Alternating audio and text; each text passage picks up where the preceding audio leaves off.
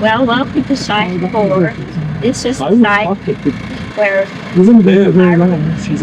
and Sarah Dow were married. That's the parents of Henry David Dow.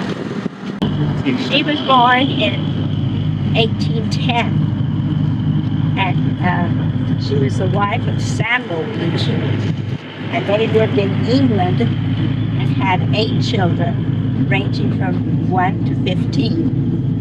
And in 1848, that was when she was 38, they decided to immigrate to the United States, hoping to get across the plains and be in Salt Lake States.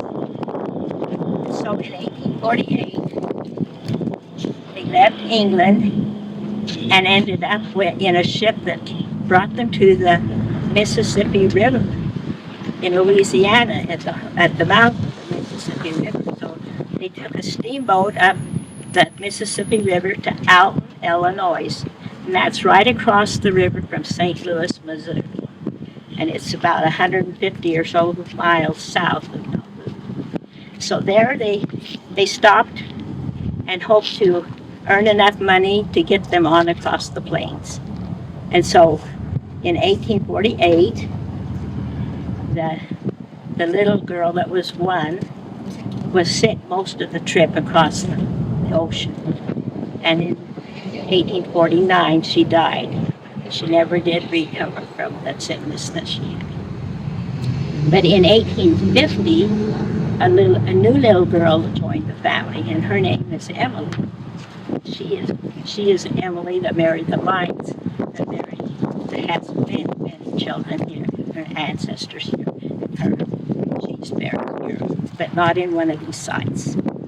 And so, with the 1852 came, and sorrow came again because her husband died, Samuel, and he's buried now also. And so, in 1852, when he died, she was 82 years old. Had 8 children to move to try to get across the plains.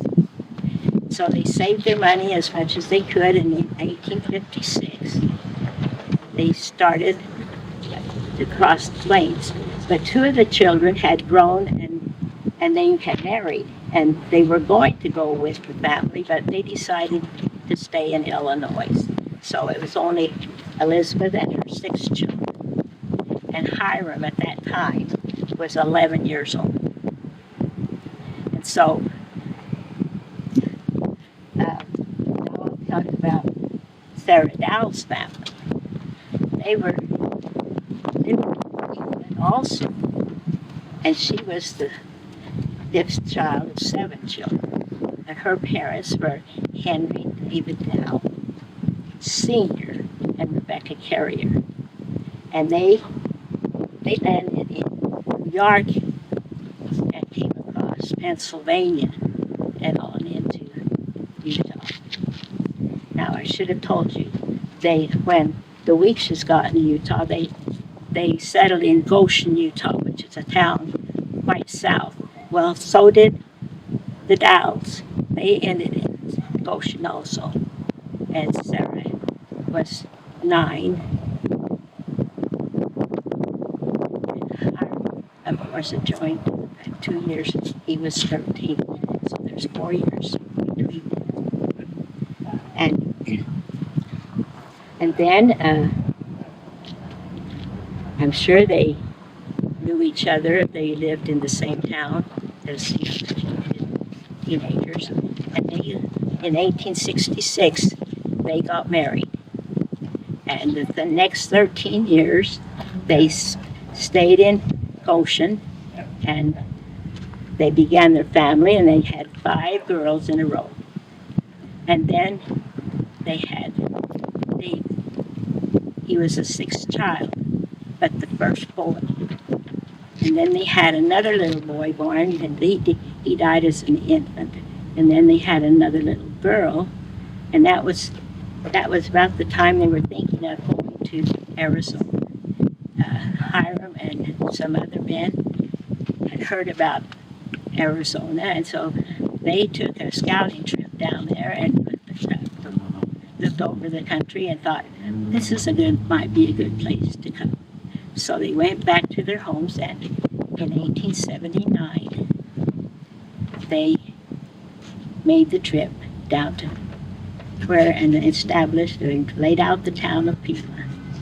Now, Hiram and Sarah had 7 more children, and 4 of them were boys.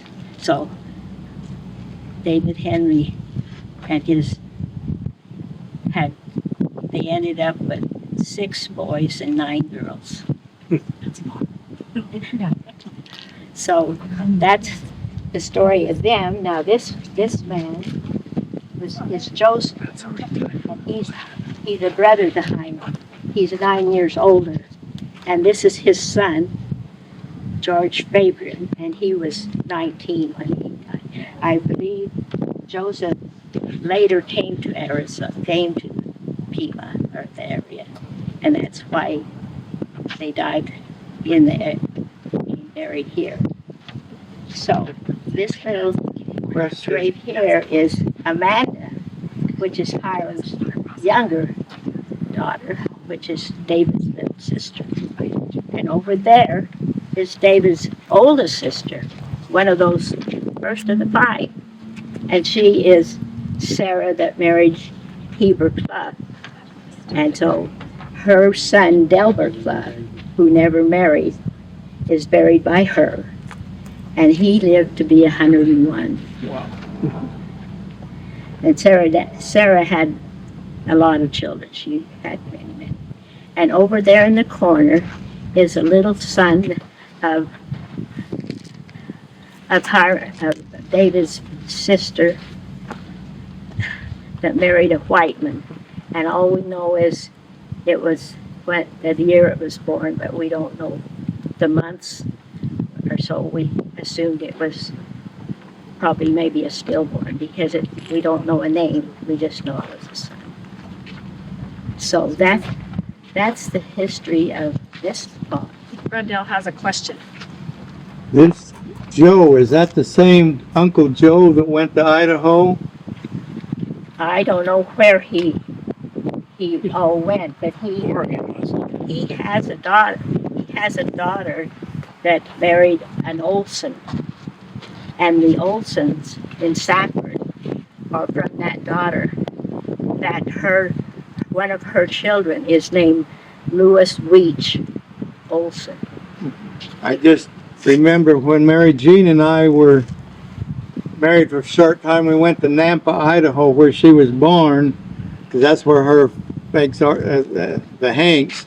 And when we was at church there, we stood up and introduced ourselves as a Weech, and there was an Audrey Weech there, and she come up and talked to us afterwards and said she was surprised to hear that name because she thought she was the only member of her family that was a member of the church. And so I come back and asked my dad, who is this Audrey Weech from Nampa, Idaho? And he said that's got to be one of Uncle Joe's daughters or granddaughters. It could be. He said that Uncle Joe was not active in the church and he married a non-member and went to Idaho, and so none of his family was members of the church. So that's why Audrey Weech, when she joined the church, thought she was the only member of her family that was a member of the church. So I was wondering if there was more than one Uncle Joe, or if this I'm is sure there's lots of Joes. a Joseph. I have never heard of Audrey, and I've kind of researched his family. But it Well, could be. unless he come back here to retire and die, it's a different Joe. It could be. But I also, you know Darrell Weech Yes, and Darlene yes. married John. They live in Phoenix now. And Darlene told me there was a person came up to her that's a Weech. And she said, do you have any Robert Weeches? And I told Darlene, no. I had an Uncle Bob. No, that's Robert, right? And so I went, and sure enough, that's Robert. He is. And I said, that she said, this girl that was talking to Darlene, she said, I'm a Weech, but I thought we only had, there was no more Weeches in the world. Oh, really? Just her family.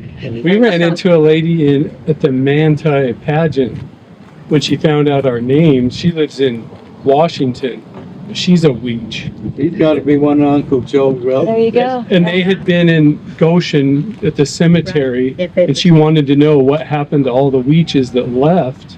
Yeah. So we gave her the Wow. family history book so she could connect with all that. There's also a lot of Weeches up They in were taken up. Minnesota. I was hoping Darlene would tell this Weech in Phoenix, just come to Pima and I'll show you a whole town with Weeches. Whole town of Weeches. And I There's thought, an invitation. she should have invited her to the reunion because she is. She's She'd part be of, one of the cousins. right, because Uncle Bob, he is one of the youngest ones. He's with like Amanda. She's one of the youngest ones. But Uncle Bob, I remember him coming to a reunion, and I was probably 10 or 12.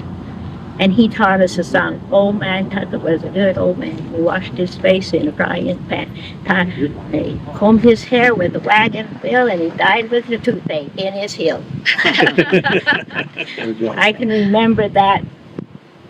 And I talked to Darrell about it. I said, Darrell, do you remember when he taught us that song? Because now, I don't know if anyone's told you about this little flower that's, you know what this little flower is? Betty McEwen, you know who Betty McEwen is. She has put this little, and it's a silk flower. It's not a plastic. It's a silk little flower, and she's put this on every grave that you visited in the cemetery. And so we need to thank her for her. And also the quilt that's in the church, she brought that.